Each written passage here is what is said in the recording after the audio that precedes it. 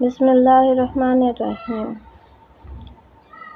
رسول اللہ صلی اللہ علیہ وآلہ وسلم نے فرمایا، حیا ایمان کا حصہ ہے۔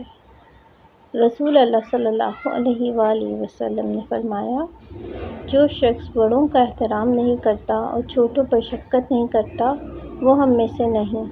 رسول اللہ صلی اللہ علیہ وآلہ وسلم نے فرمایا، سچا تاجر قیامت کے دن نبیوں، صدیقوں اور شہداؤں کے ساتھ ہوگا۔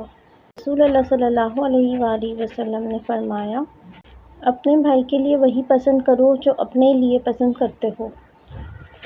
رسول اللہ صلی اللہ علیہ وآلہ وسلم نے فرمایا، جو آدمی کسی مصیبت زدہ کے لیے آسانی پیدا کرے، اللہ اس کے لیے دنیا اور آخرت میں آسانی پیدا کرے گا۔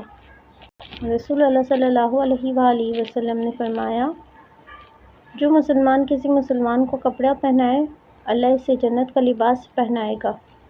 رسول اللہ صلی اللہ علیہ وآلہ وسلم نے فرمایا، اللہ تعالیٰ اس شخص کو پسند کرتا ہے جو کھانے کے بعد اس کا شکر ادا کرے۔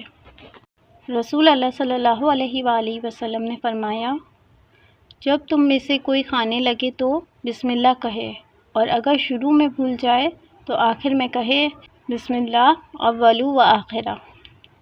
رسول اللہ صلی اللہ علیہ وآلہ وسلم نے فرمایا، دو نعمتیں ایسی ہیں جن میں اکثر لوگ خسارے میں ہیں، صحت اور فرصت۔ رسول اللہ صلی اللہ علیہ وآلہ وسلم نے فرمایا، مومن کے لیے ہر حال میں خیر ہے، خوشی میں شکر کرتا ہے، دکھ میں صبر کرتا ہے۔ رسول اللہ صلی اللہ علیہ وآلہ وسلم نے فرمایا، کسی شخص کے جھوٹا ہونے کے لیے کافی ہے کہ وہ ہر سنی سنائی بات کو بیان کرے۔